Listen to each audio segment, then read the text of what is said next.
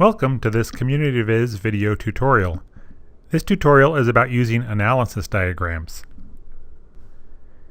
In this video we'll introduce analysis diagrams, we'll talk about the toolbar tools, we'll talk about how to work with individual diagram components, and we'll give a few tips on displaying diagrams.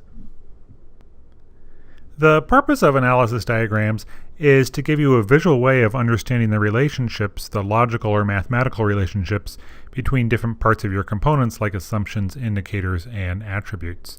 You can access diagrams from this button here, or there's the same button on the Scenario 360 toolbar.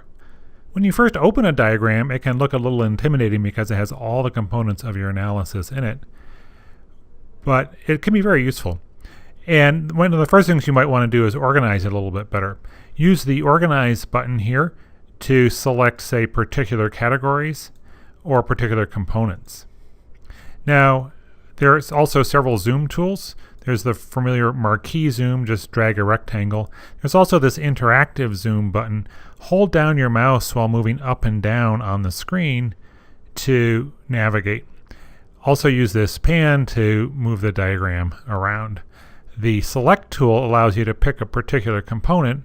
Once you have, you can drag it to a different place. You can also drag its label to a different place. Sometimes this helps with layout.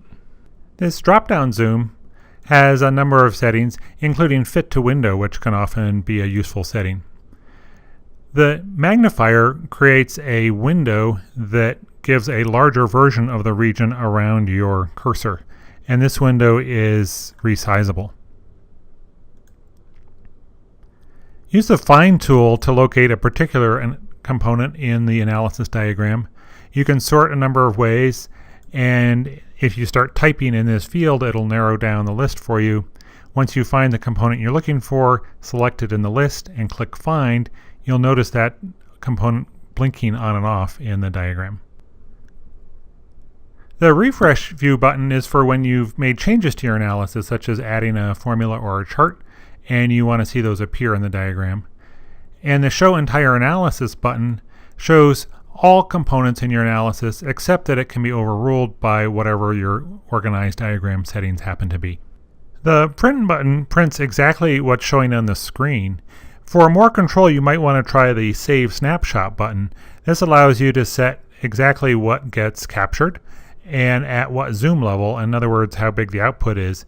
The output is a image file that can be PNG, bitmap, etc. And this may be appropriate for printing on a large format printer or a plotter.